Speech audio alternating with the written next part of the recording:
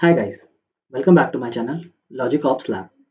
Today, after the previous video, we're going to talk about the variable scope and strings. So in the last video when we discussed about variables, we wanted to mention two things, local variables and global variables. So local variables are those variables which have a defined boundary in which they can be accessed.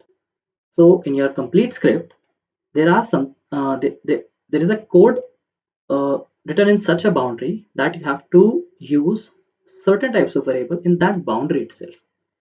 So apart from that boundary or out of that boundary, that variable holds no value. That's what we call a local variable. Second thing is global variables. So global variables do not have any kind of defined boundary and they can be used anywhere in the whole script. If you find these things confusing, then it will be more clear when we move on to the demo part. Second big concept is strings. So strings can be defined as any ordered collection of the characters.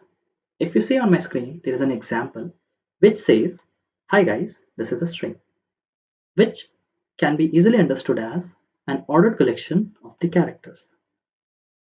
Moving on, we have a few functions that are used for strings. They are concatenation, interpolation, toInt, length, and the others.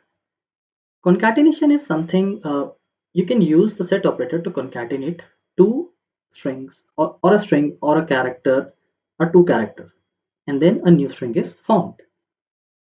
In interpolation, string interpolation you can say is a way to construct a new string value from mix of constant, variables, literals, and expressions by including their value inside a string literal. I can understand that these things are confusing right now, but once we move on to the demo, we'll be much more clear. Moving on to toInt, it's a variable which has been set as string using the set variable can be converted to an integer using the slash a switch which is using the set variable. Length. In scripting, there is no length function defined for finding the length of the string. So there are custom defined functions which can be used for the same. While going on to the demo part, we'll talk about this. There are other functions as right and left string. These are used to extract characters from the beginning or from the end of the string. Mid, extracting a substring from a position in any string. That's how we use mid. Remove, so either you can remove the spaces or both the ends. So it is used to remove a substring from another string or to remove the first and the last character of a string. Replace, so replace is kind of a substitution feature. It will replace a substring with another string. So guys, let's move on to the demo part.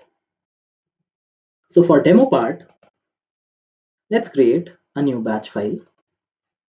We'll name it global variable, local variable, gvlv, and remove the txt part, and we'll give bat, which is batch file, and let's change it. Right click, open, and then we'll start writing our code. So as I told that always start with echo off because we want proper results.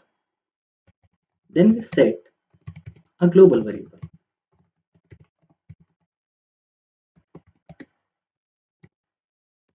After that, we'll set a block for our local variable.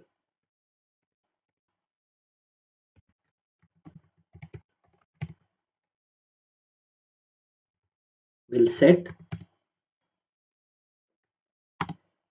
a local variable over here.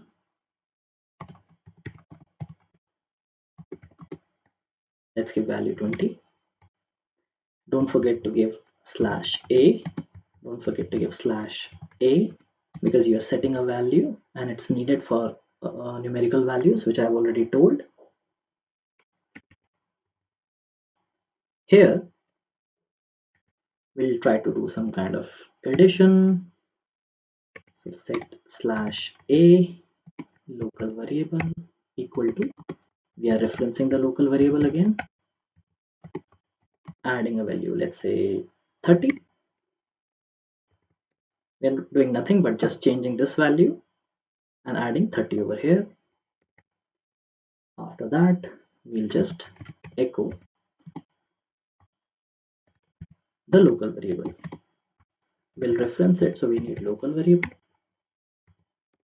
We'll echo the global variable as well.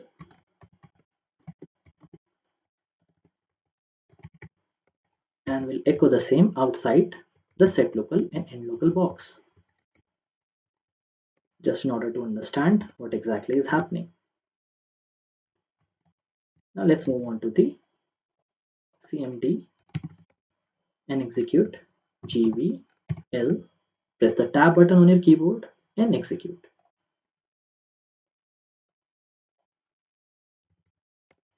You can see the local variable has printed 50, which is expected. The global variable has printed 10, which is expected. And this global variable has printed 10, which is also expected. Now here's the catch. If I'm going to echo local value outside the scope,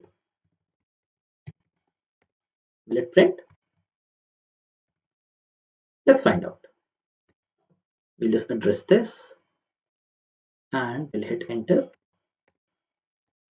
And there is no data. Why?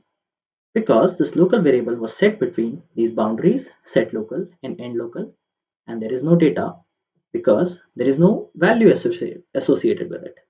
And that's how we use local variable and global variable. For string demo, let's move on to the next video.